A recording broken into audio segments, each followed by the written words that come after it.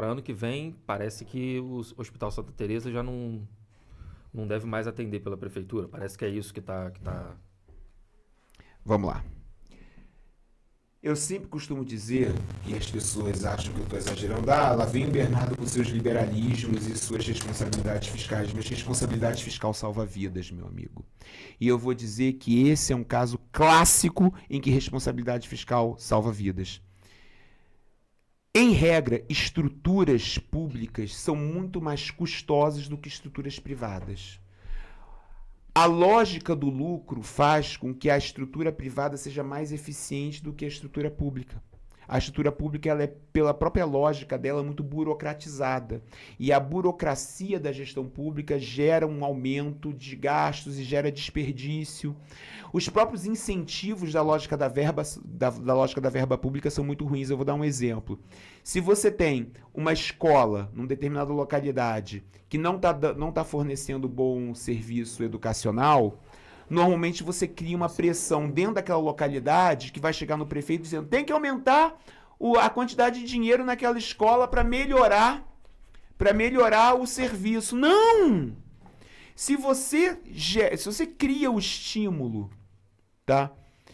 Para que quanto pior o serviço, mais dinheiro entra, você está criando um incentivo para você piorar o serviço, não para você melhorar. O que você tem que fazer, na verdade, é o contrário, é plano de metas. Olha só. O serviço dessa escola está ruim, as crianças não estão aprendendo, melhore o seu ensino, faça um ajuste, contrate professores, faça a gestão inteligente, e aí é que eu vou aumentar a tua verba. Aí você está criando um incentivo no gestor público para você melhorar.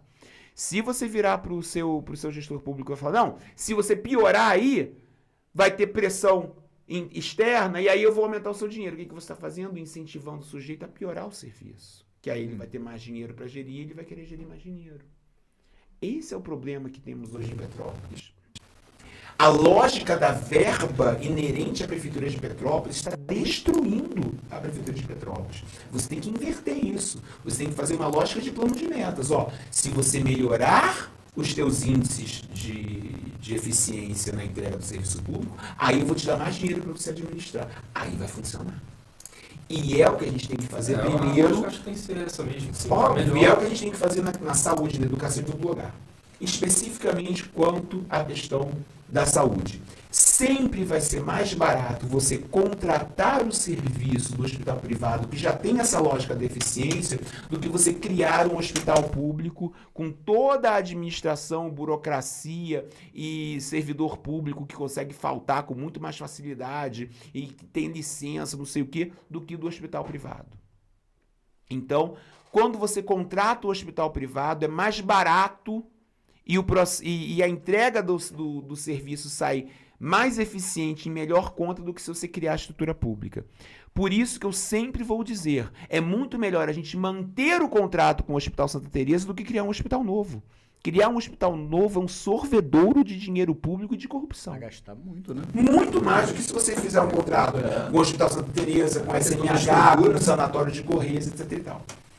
Só que aí vem um outro problema, que é o problema da contratação com o Hospital Santa Teresa. Se a Prefeitura de Petrópolis faz uma contratação com Santa Teresa e não paga o Santa Teresa, o que o Santa Teresa faz? É obrigado a fazer. Ele está contando com aquele dinheiro para poder cobrir as despesas, correto? Sim.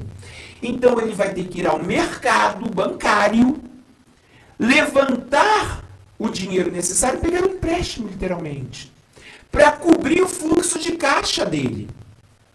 E essa cobertura de fluxo de caixa tem um custo financeiro, que são os juros, que ele está tendo que pegar no banco para poder cobrir aquilo que a Prefeitura de Petrópolis não bancou. Então, assim, existe um real custo no não pagamento da Prefeitura de Petrópolis. Quem banca esse custo hoje é o próprio Hospital Santa Teresa. E aí, quando o Hospital Santa Teresa vai a público, ou então junto ao juiz Jorge, lá na quarta vara, e fala, olha só, o nosso contrato está defasado. Ele não cobre os custos do serviço que eu estou oferecendo à Prefeitura de Petrópolis. Por quê? Porque como a Prefeitura de Petrópolis não paga, ele é obrigado a se financiar junto aos bancos E esse financiamento aumenta o custo desse contrato e a conta não fecha.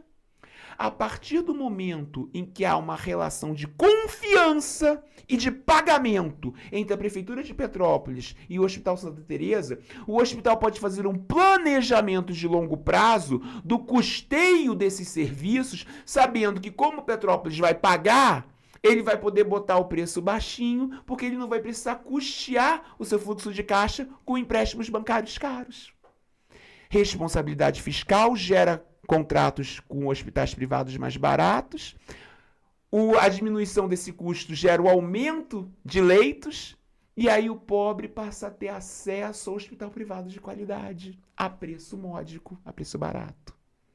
Olha a responsabilidade fiscal aumentando, na prática, a saúde do pobre na ponta. É essencial a retomada da credibilidade fiscal da Prefeitura de Petrópolis. Se nós tivermos credibilidade fiscal e pagarmos em dia esses contratos vão ter um custo menor e nós vamos ter mais saúde para o petropolitano na ponta. E é isso que nós vamos fazer. E resolvendo essa questão com Santa Teresa e tudo mais, o que dá para fazer em relação às longas esperas, né, que hoje a gente tem no SUS em relação a exames, que hoje o pessoal gosta do SUS, mas aí ele precisa de um exame, então às vezes ele vai e fica 2 anos para conseguir fazer uma tomografia. Nem só aqui em Petrópolis, né? Isso é geral, né? Até do debate, do debate de São Paulo, que eu acho que é o que eu mais repercute hoje. Eu também vejo o pessoal falando muito nisso, que a gente tem ali talvez o hospital para atender no início, mas o cara não consegue dar aquela continuidade por causa do exame, por causa desse tipo de coisa. Não. Primeira coisa que tem que ser dita aqui. Do ponto de vista de estrutura, o sistema de saúde de Petrópolis não deve nada principalmente as cidades médias do Brasil. O problema de Petrópolis não é estrutura física de hospital, unidade de pronto-socorro, unidade básica de saúde. O problema não é de estrutura. O problema é de gestão. E aí, é muito triste o que eu vou dizer para vocês e para a população petropolitana, mas isso precisa ser dito. A criação das filas para exames, consultas e procedimentos de alta complexidade que hoje existem na cidade de Petrópolis foi pensado dentro da Secretaria de Saúde de Petrópolis, porque não tem como pensar outra coisa. Se a gente tem a estrutura e não tem a entrega, é porque houve um propósito em se criar essa fila. E qual é o propósito? Quando você tem uma fila grande na saúde, essa fila pode vir a ser furada e as pessoas ficam desesperadas para furar a fila, porque elas querem saúde. E aí elas podem recorrer ao vereador da base do governo Bom Tempo ou a um burocrata da Secretaria de Saúde do Bom Tempo ou ao próprio secretário de Saúde. E aí a pessoa fica devendo um favor a esse burocrata ou a esse político e esse político vai cobrar esse favor na época da eleição. Então eu vou ser muito claro no que estou dizendo aqui, nesse momento. Essa fila foi criada pelo Bom Tempo para botar o petropolitano de joelhos à sua administração. O cidadão pobre de Petrópolis foi posto de joelhos pelo Bom Tempo para o fim de se criar um sistema perverso onde o pobre acha que deve ao Bom Tempo, onde o pobre acha que depende do burocrata, quando na verdade é o burocrata que depende do povo. É o burocrata que depende do voto do povo, é o burocrata que depende do tributo pago pelo povo. E, no entanto, esse sistema foi criado na saúde de Petrópolis para gerar uma sensação ao povo de que o povo depende do burocrata e deve favor ao burocrata. Favor de quê? O povo, o cidadão petropolitano, ele tem o direito constitucional a um serviço de saúde digno dentro do Sistema Único de Saúde. O que a Prefeitura de Petrópolis está fazendo não é um favor, é uma obrigação. Isso aí, obrigação Obrigação que não é cumprida para se criar um sistema em que você põe o pobre petropolitano de joelhos e se sentindo devedor do governo Bom Tempo. Eu vou quebrar esse sistema podre Com o quê? Primeiro, transparência na fila. As filas para exames, consultas e procedimentos de alta complexidade no nosso governo vai ser transparente, vai ter um aplicativo que todo mundo vai ter, um sistema que pode ser consultado por qualquer um, e nesse sistema vai dizer qual o primeiro nome da pessoa e a primeira letra dos sobrenomes da pessoa, para criar uma, obviamente, para as pessoas terem a sua privacidade respeitada. Mas todo mundo vai ver que existe uma fila, que essa fila não pode ser rompida. Isso eu vi hoje você falando lá no RJ com relação a isso, eu achei interessante, até o fato de ter a lista ali para você poder comparar. Pô, mas esse cara não estava aqui em 10º, ele está em 2º agora. Exatamente, vai ser então uma fila transparente, que todo mundo vai ver onde é que você está na fila, e essa fila vai ser diminuta até deixar de existir com o sistema de corujão. Por que é o sistema de corujão? Porque nesse momento está tão entupida a questão do processo de marcação, de consultas, exames e procedimentos, que durante o dia nós não temos como fazer a zerésima dessa fila. Então, o que a gente vai fazer? A gente vai contratar junto a esses hospitais privados para que eles façam essas consultas, exames e procedimentos durante o período em que tem baixa procura, que é durante a noite, começo da madrugada, durante os primeiros 180 dias para zerar a fila. Depois que a gente zerar a fila, aí passa a ser no horário normal mesmo, como tem que ser. Houve uma crítica a isso no Le Partisan de hoje, né? A jornalista falou, poxa, as pessoas estão falando aí em corujão, em as pessoas serem atendidas de madrugada, isso não está certo. Óbvio que não está certo. Só que nós estamos num processo de emergência. É melhor fazer do que eu ficar esperando. Eu não estou dizendo que isso é o ideal. Óbvio que não é o ideal a pessoa ter que fazer um exame às 10h30 da noite. É evidente. Ou fazer uma operação às 2h30 da manhã. Mas hoje a fila está tão grande que há uma escassez de tempo e de mão de obra médica. Então eu vou resolver esse problema de escassez utilizando o tempo que tem de abundância, que é durante esses horários, até zerar a fila. Depois que zerar a fila, aí fica tudo normal. Eu já fiz um exame no Santa Teresa, mas pagando, obviamente. Não sei se isso acarretaria em ter um fluxo muito grande de pessoas à noite lá, tipo, lotado de madrugada ou à noite, todo mundo. Mas eu, de certa forma, até preferia à noite, porque como de dia fica muita gente, tem que ficar esperando. Não tinha ninguém quando eu fui, pelo menos. No final das contas, todo mundo sai feliz. Ninguém, o médico entendeu? Vai trabalhar lá, vai ganhar o dele, o hospital vai ganhar o dele. É isso. O paciente que está esperando há 3 meses vai conseguir fazer eu ali dentro do prazo. Acho que ninguém nem reclamaria. Entre fazer à noite e esperar 6 meses, é isso. Melhor. Então, assim, mas eu volto a dizer, não é a nossa finalidade. A nossa finalidade é que as pessoas sejam atendidas no horário regular de trabalho. Só que nesse momento é um processo emergencial de um sistema que foi propositalmente criado para explorar politicamente o cidadão petropolitano.